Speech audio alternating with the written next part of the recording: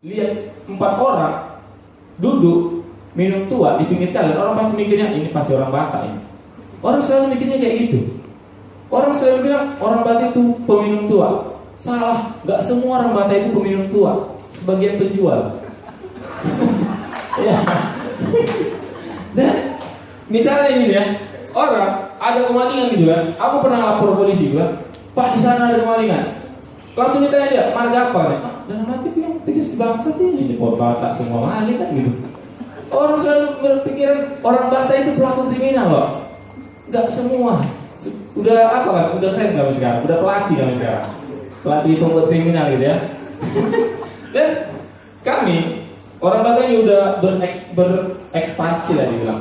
Kami jaksa ada, pengacara kami ada, sampai yang tersangka pun kami banyak. Ya luar biasa memang ya. Dan jadi orang Batak ini susah dapat kerja. Iya, di Medan kalau no mention ada yang no mention aja nih kan, dibuat terima lowongan kerja kecuali anak no mention. Mak dalam hati pasti ini diskriminasi Batak.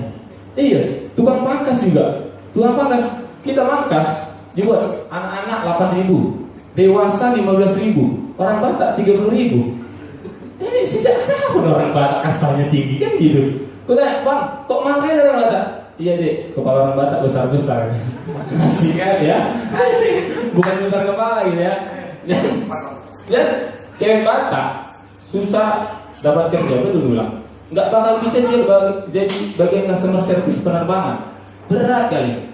Kalau misalnya cewek Jawa sebagai customer service penerbangan, enak gitu didengar. Ada yang cancel, Mbak, saya mau cancel tiket nih. Dijawab cewek Jawa ini, oke mas, nanti kita cancel. Enak gitu kan. Misalnya cewek Papua, ada yang mau cancel tiket. Halo mbak, saya mau cancel tiket nih. Dijawab, oke mama, pasti kita cancel. Enak ya kan. Kalau cewek Batak, nggak bisa kayak gitu. Halo mbak, saya mau cancel tiket nih. Jawab dia, suka-suka kepala tak kau lah. Yang kau pikir yang pesawat bapak kau ini bodak kan. Ya.